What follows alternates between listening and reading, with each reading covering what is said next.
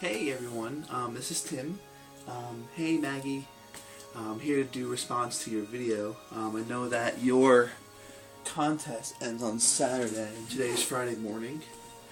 Just so you know, like what you're seeing now and the way I look right here is kind of what happens when I sleep for like 4 hours and then wake up to use like the bathroom and then I realize, oh, I can't fall asleep again.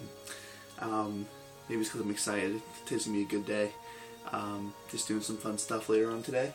But so I figured I've been thinking a lot about your question and your contest, and hope you don't mind if I do some little twists on it. Not really too many twists, but just want to talk about it first. You know, as much as I'm a very big music person, and I've been that way for a long, long time. You know, I do all the collecting like we all do here. I don't know if I have a particular style of music. I mean, I have some choices I'm going to show, but other than that, I feel like I was searching through my record collection to find like what would fit the answer to this question. And if you have to search for the answer, and it's not something that you can think, oh, bam, right away, then I don't really think it really fits your answer, like, truthfully. And when it comes down to it, I don't think I have one particular thing I'd always go to. But I did think recently that, you know, if I'm ever having like a rough day and, you know, and if I want to kind of relax from other things going on, I will tell you one thing. If I have like $5 on me, and I'm not like talking like a big spending budget, I'm talking about I have just a few dollars, something I can afford, I do find a really great time to take my mind off those things by going to like a Goodwill, because I have a lot of me that aren't really that far from me around here, and I do really enjoy going to a Goodwill and searching for records for 50 cents or so. And then I've been getting much bigger in my CD collection. Like the phone right now that I'm using is actually on a big stack of like CDs on my windowsill. I'm getting very particular. I pretty much traded in all my old collection of these CDs to get my vinyl, and I thought I was going to be done with CDs, but now I'm starting my collection with CDs up again as I go to more music, as I get more into the searching for music and not just searching for vinyl. And I'm discovering things I've never heard. So my CD collection is becoming really good, as well as my vinyl collection.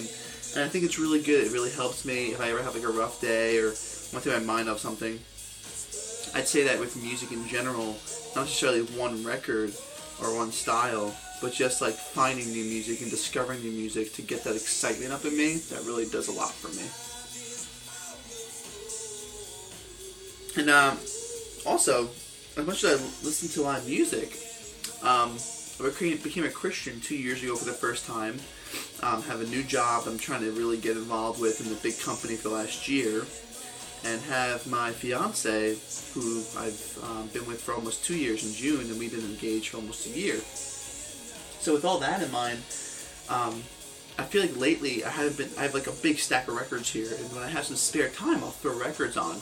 And or listen to new CDs, but I feel like I haven't had that much time as I had 2 years ago when I started the vinyl community, and it's not a bad thing. But one thing, you know, I'm involved with my church. I go to two particular churches, depending on what my schedule falls on each week, since I have a different schedule every week. But one that I am more at every single week. So I do a lot of that, and I do serving, and I feel like it's important for me to spend my life in those times as well. So because of that, I feel like sometimes, just to show you briefly before I show you the music I'm going to show you, I have done more reading on a spiritual reading, than I ever did. So, you know, the Bible is something that is new to me in the last 2 years. So because of that, it's always something I haven't read, and so I usually, like, you know, go between book and book. I just finished Romans, so I've been reading it more slowly over the last month because it's a lot you can take in from each chapter, and just finished it yesterday. Great stuff in Romans, written by the Apostle Paul. So Maggie, I'd love to know what you think about Romans. So I'm doing that, and then I just have when I go to Goodwill and find my music, I usually look in the books and see if there's any like sort of spiritual books that are new for me that I can really enjoy. For example, the number one book that, and this goes into the answer of things that I do when I'm down, because a lot of times when I'm down, it's because I'm struggling with something on a more spiritual level, involved with sin or doing the right thing, and or you know, just needing a pick me up. So these things kind of help me. is a book by Philip Yancey that I'm still not even finished. I've had for a long time because I'm on chapter 12 out of like 13 or 14 of them, because every chapter is like a book of its own. It's so unbelievable. So I can pick it up, read a chapter, and then really reflect on that for a while. Philip Yancey wrote a book called The Jesus I Never Knew, which is really, really great. What happens when a respected Christian journalist decides to set aside his preconceptions and take a long look at the Jesus described in the Gospels? How does the Jesus of the New Testament compare to the new, rediscovered Jesus, or even the Jesus we think we know so well? Just really, really great modern perspectives on a guy who grew up in traditional church, traditional family, and like what he thought of it then and what's changed for him now. If you see any book by Philip Yancey, get it. And then, just exciting stuff. My pastor from my own church, Renovatus, in North Carolina, just put out his first book called Prototype. What happens when you discover you're more like Jesus than you think? So Prototype by Jonathan Martin. And we just celebrated that last week. His release was actually Wednesday, the official release online. And I got a free copy of the book. That's really exciting too. But for music, I'll say one last thing with music on a spiritual level before I show something different, which is what you're listening to in the background, which is my record I chose to show you for what works for me. Because of that, and what I was coming from, trying to get me that pick me up and dealing with struggles, my worship slash spiritual CDs, worship CDs really do a lot for me. First one is from my church, Renovatus. It's their album called Liturgy and the Shout. This is more like any other album. It's not like a corporate worship sound, if you know what I'm talking about, Maggie, but it's more like a album from start to finish with a lot of musicality going on there. So this is really great, called The Liturgy and the Shout. It's the first album that my worship band in my church ever put out this past year. Really beautiful artwork too. The people in the artwork here is really great, sort of just like celebration. And the one that really gets me is more of a louder. This is more like a nighttime worship record. This is sort of like a wake me up, daytime, get your day started worship record.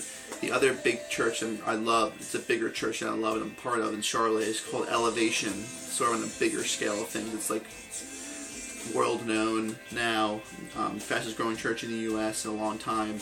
Elevation Worship. This album is called Nothing Is Wasted, and it comes with a live album of the whole live album, the new songs, and then a studio version of them. And that's, it's very, just a lot, sort of like chanting, and the live album just blows me away. So, Elevation Worship, this really does it for me when I need it. Really does it. So, if you're interested in the worship stuff, Maggie, let me know.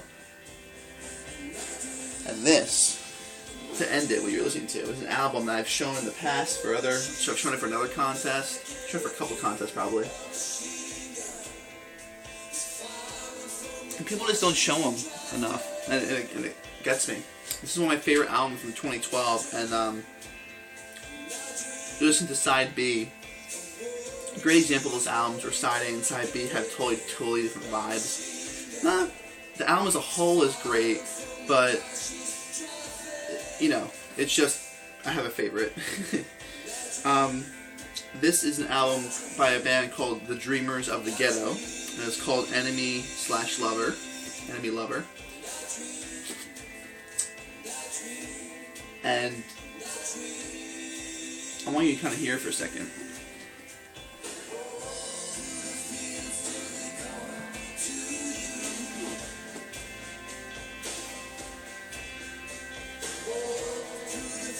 The first one is a little bit more, I'm not sure I'm describing it. I'm sorry, I'm really good at this early morning.